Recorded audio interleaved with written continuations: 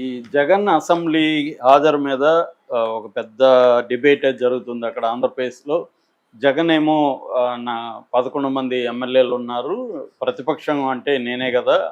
వైసీపీనే గదా ప్రతిపక్షం. ఇంకెవరైనా ప్రతిపక్షం ఉన్నారా? ప్రతిపక్షం నేనే గాబట్టి నాకు ప్రతిపక్ష హోదా ఇస్తే అప్పుడు నాకు ఎక్కువ టైం దొరుకుతుంది అసెంబ్లీలో ప్రజల సమస్యలు మాట్లాడడానికి. నాకు ప్రతిపక్ష హోదా ఇస్తే వస్తాను. ప్రజల సమస్యలు చర్చిస్తాను.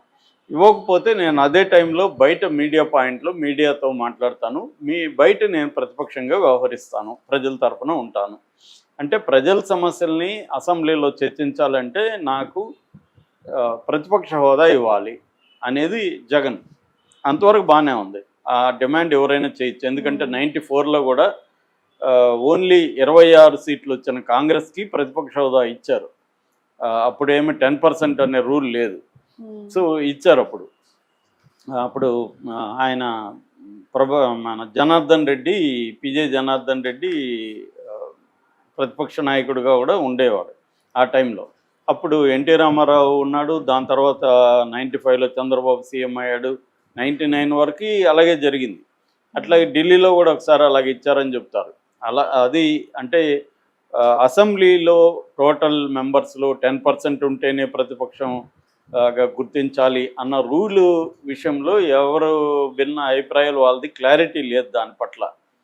సో అందువల్ల జగన్ అడగడం న్యాయమా అన్యాయమా అనే దాని పట్ల లీగల్గా క్లారిటీ లేదు. మోరల్గానే మాట్లాడతారు, పొలిటికల్గా మాట్లాడతారు. నీకు జనం ఇవ్వలేదు కదా మేమెందుకు ఇవ్వాలనేది తెలుగుదేశం వాళ్ళ ఆర్గ్యుమెంట్. వాళ్ళు జనం అట్లా అనుకుంటే జనం మాకు 40% ఓట్లు వేశారు కదా, సో 40% మాకు ఇచ్చినారు కదా జనం అట్లా అనుకుంటే, మీరు అడిగింది 10%ఏ కదా, మాకు 40% ఉంది కదా ఆ రకంగా అయితే అని వాళ్ళు. పవన్ కళ్యాణ్ ఏమో అలాంటి రూల్ జర్మనీలో ఉంది కాబట్టి మీరు జర్మనీకి వెళ్ళండి అని ఆయన అంటున్నాడు. సో ఇక్కడ ఇద్దరు కూడా పొలిటికల్గానే బిహేవ్ చేస్తున్నారు. నిజానికి వీళ్ళకి ఇస్తే ఏమవుతుంది, ఇద్దాము వచ్చి మాట్లాడి ఏమవుతుందని వీళ్ళు అనుకోరు, పొలిటికల్గానే డీల్ చేయాలి. జగన్ కూడా ఇవ్వకపోతే ఏంటి, మనకి 1 మినిట్ ఇస్తే 1 మినిటే మాట్లాడదాము అని జగన్ అనుకోడు. సో ఈ ఇద్దరు కూడా పొలిటికల్గానే ఆలోచిస్తున్నారు. జగన్ ఎందుకు భయపడుతున్నాడు అనుకున్నప్పుడు అది అందరికీ తెలిసిన విషయమే. అవమానకరంగా మాట్లాడతారు, జగన్ని హేళన చేస్తారు. 11 మంది ఉన్నారు కాబట్టి వీళ్ళని ఒక ఆట ఆడుకుంటారు వాళ్ళు. ఎందుకంటే ఒకప్పుడు 23 మంది ఎమ్మెల్యేలు తెలుగుదేశానికి ఉన్నప్పుడు అందులో 4 ఇటు బయటకు వచ్చేస్తే 19 మంది ఉన్నారు. 19 మందిని జగన్ ఒక ఆట ఆడుకున్నాడు. Jagan and co batch. దాన్ని భరించలేక, ఆ టార్చర్ భరించలేకనే చంద్రబాబు అసెంబ్లీని బాయ్కట్ చేసి ఆయన వెళ్ళిపోయాడు. సీఎం అయినాక అడుగు పెడతాను ఒక భీషణ ప్రతిజ్ఞ చేసి ఆయన వెళ్ళిపోయాడు. అంతకుముందు కూడా జగన్ని కూడా వాళ్ళు ఆడుకున్నారు. 67 మంది ఉన్నప్పుడు 23 మంది ఎమ్మెల్యేలని తన వైపు తీసుకొని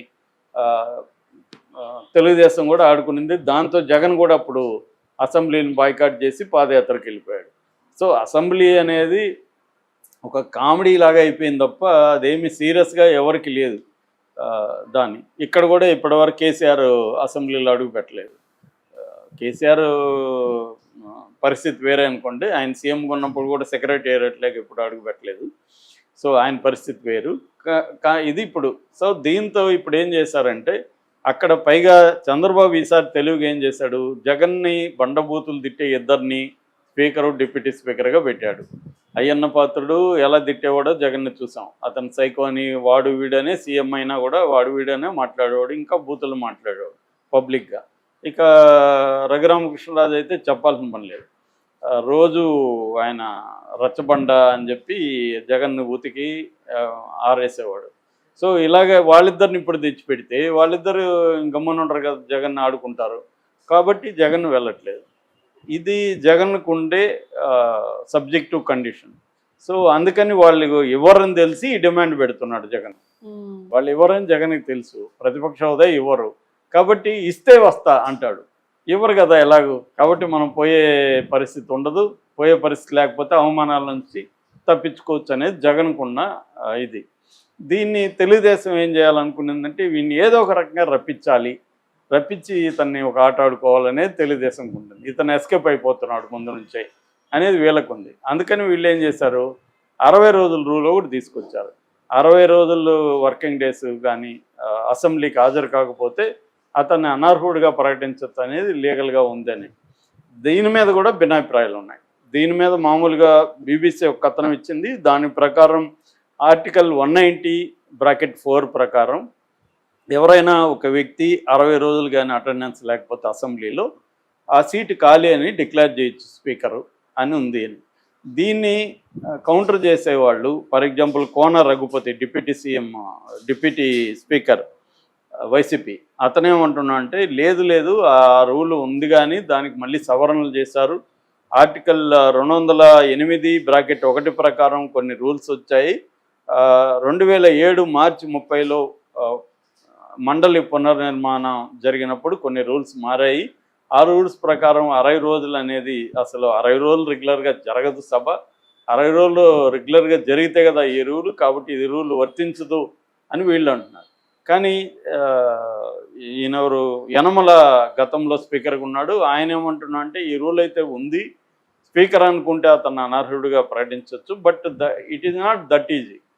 అంత సింపుల్గా ఆయన ప్రకటించేయడం కష్టమవుతుంది, అది చాలా కాంప్లెక్స్ వ్యవహారం అని ఆయన అంటున్నాడు. ఏదేమైనా వీళ్ళు బెదిరించదలుచుకున్నారు ఈ రూల్ పెట్టి. ఏముంది, స్పీకర్ డిక్లేర్ చేసేస్తాడు, చేసినప్పుడు ఉప ఎన్నికలు వచ్చేస్తాయి, కోర్టుకి వెళ్ళాలి, కోర్టుకి వెళ్తే కోర్టులో స్పీకర్ మీద కోర్టులో విషయాలు త్వరగా తేలవు. కాబట్టి ముందు అసలు ఒక హంగామా చేయొచ్చు, చూడు జగన్ అసెంబ్లీలో ప్రజల సమస్యలు మాట్లాడడానికి రావట్లేదు అనేది పొలిటికల్ యాంగిల్లో జగన్ని ఇబ్బంది పెట్టచ్చు అనేది కూటమికి ఉండే స్ట్రాటజీ.